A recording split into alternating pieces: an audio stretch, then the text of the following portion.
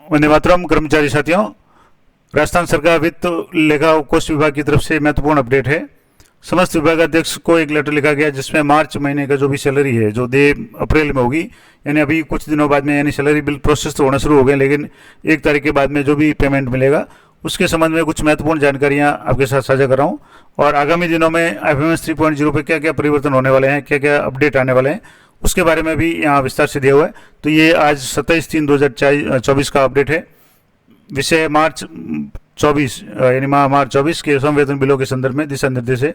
अब इसमें है कि माह 2024 जो दे अप्रैल 2024 में के सम वेतन बिल जो सैलरी बिल है IFMS 3.0 पे तैयार किए जाकर समस्त आहरण वितरण अधिकारियों के लॉगिन में दिनांक 22/3 से प्रदर्शित होंगे। यानी ये प्रदर्शित हो चुके हैं। 22 तारीख से लगभग प्रोसेस शुरू हो चुका है। अधिकांश लोगों के सारे बिल है वो बता रहे हैं। कईयों के कुछ अलग अलग तरह की समस्याएं हैं। तो जिन कार्मिकों के बिल नहीं बने उनको मैंने आपको यहाँ पूरी एक पिछली वीडियो में लिस्ट बताई थी। ये लिस्ट आप एक पिछली वीडियो मैंने डिटेल में बताई थी, तो वो लिस्ट चेक करें। अगर इसमें नाम है तो भी आपकी नहीं बनी होगी सैलरी, और मान लो किसी कारण की सैलरी बन गई या नहीं बन रही है, उसमें कोई एरर आ रहा है, तो ये एरर का भी मैंने पूरा एक अलग से वीडियो बना रखा है कि क्या एरर आ रहा है और उस एरर का क्या क्या समाधान होगा, यानी जो समस्या है उसका क्या समाधान होगा, वो पिछले वीडियो मैंने डिटेल में बताया। तो वो वीडियो एक बार आप जरूर देख लें ताकि आपकी अधिकांश समस्याओं का समाधान हो जाएगा। अब यहाँ आपको जो निर्देश दिए हुए हैं कि क्या क्या काम होगा, तो संवेतन बिल लेखानुदान वर्ष 2024-25 में उपलब्ध बजट मदों से मैप करवा कर बनाए जाएंगे। यानी जो भी बिल होंगे वो आप जो बजट हेड है उनके आदर्श से होंगे, यानी बजट हेड एक बार आप चेक कर लें। विभाग द्वारा नवीन या परिवर्तित मदों में, यानी जो बजट हेड चेंज हुए हैं, कार्यालयवार पद आवंटन या अन्य बजट नियंत्रण अधिकारियों को बजट आवंटन इत्यादि की आवश्यकताओं की पूर्ति IFMS पर किया जाना सुनिश्चित करें, और अन्यथा DDO को संवेतन बिलों में डेटा उपलब्ध नहीं होगा। यानी मान लो जैसे कोई नया जो बजट हेड है वो जारी हुआ है, तो आप IFMS पे जाकर के अपने कार्यालय में जितने भी पोस्ट सैंक्शन है, कौन कौन से बजट में कितनी कितनी पोस्ट सैंक्शन है, वो एक बार आप जरूर चेक कर लें। अगला है कि सिस्टम जनरेटेड संवेतन बिलों में बजट मदों या मांग संख्या या कार्मिकों के वेतन इत्यादि की जांच कर आहरण वितरण अधिकारी के स्तर पर की जाकर के OTP आधारित लॉगिन से दिनांक 1 अप्रैल 2024 को बिल संबद्ध कोष कार्यालय को फॉरवर्ड किए जा सकेंगे। यानी अभी जो बिल बने हैं उसके बीच में मैंने आदेश भी एक आपको बताया था, 2-3 दिन पहले मैंने एक वीडियो भी अपलोड किया था जिसमें बताया था कि जितने भी बिल है वो मार्च महीने के बिल है 31 मार्च की रात्रि 12 बजे तक फॉरवर्ड नहीं हो पाएंगे। यानी 1 तारीख को आप 1 अप्रैल को किसी भी समय उन बिलों को फॉरवर्ड कर पाएंगे।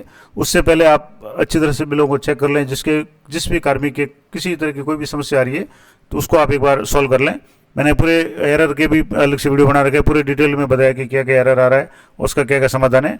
तो वो वीडियो अगर एक बार आवश्यकता हो तो जरूर देखें।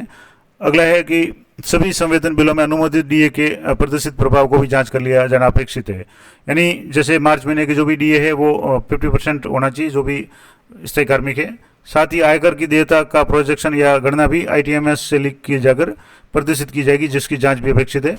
यानी इनकम टैक्स की कटौती भी यथासंभव जो भी DDO है वो 12 महीने की जो भी जितना भी टैक्स बन रहा है उसके हिसाब से 4 क्वार्टरली के हिसाब से जांच करके शुरू से ही टैक्स काटना सुनिश्चित कर लें ताकि आगे कोई समस्या नहीं हो। और अगर मान लो इसमें प्रारंभ में ये सूचनात्मक रहेगी, यानी अभी से थोड़ा बहुत अगर डिडक्शन जिसके भी टैक्स बन रहा हो पिछले वर्ष, तो संभावित मान के चलें कि जिसके गत साल टैक्स बना है उसके इस वर्ष आगामी वर्ष में भी, यानी इस साल जिसका टैक्स बना है आगामी वित्तीय वर्ष में भी टैक्स बनेगा, तो वो उसी हिसाब से अपनी कटौती है वो शुरू करवा दें। कार्मिकों के स्थानांतरण के प्रकरणों में IFMS 3.0 पर ज्वाइनिंग और रिलीविंग या एडिशनल चार्ज की प्रक्रियाएं पूर्ण की जाए।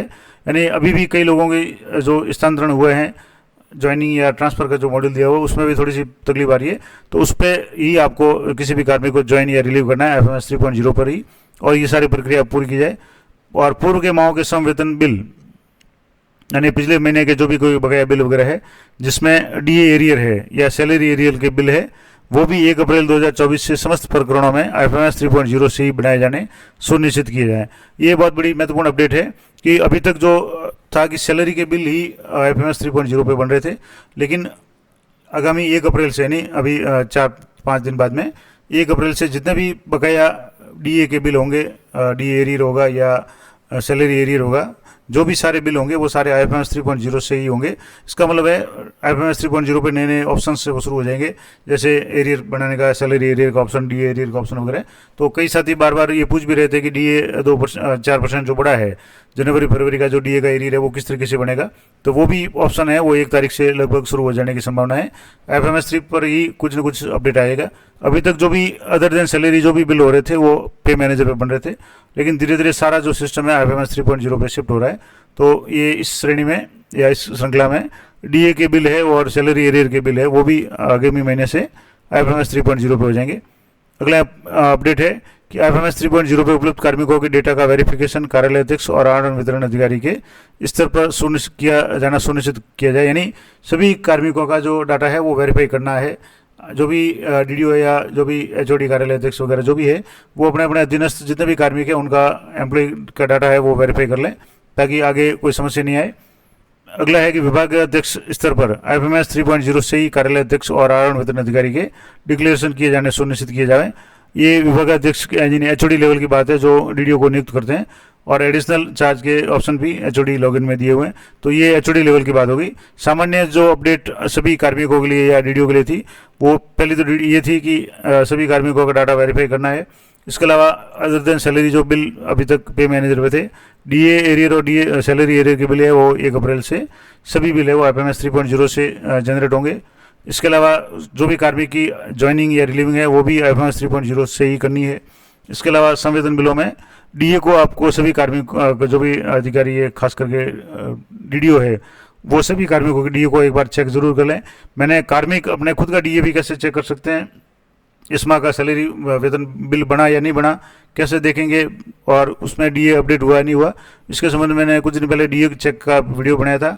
आज सुबह ही मैंने एक वीडियो और अपलोड किया जिसमें आप अपना खुद का डीए अपडेट हुआ या नहीं हुआ और बिल प्रोसेस हुआ या नहीं हुआ वो सारी जानकारी देख सकते हैं। तो आज सुबह ही मैंने वीडियो अपलोड किया, वो वीडियो आप देख सकते हैं।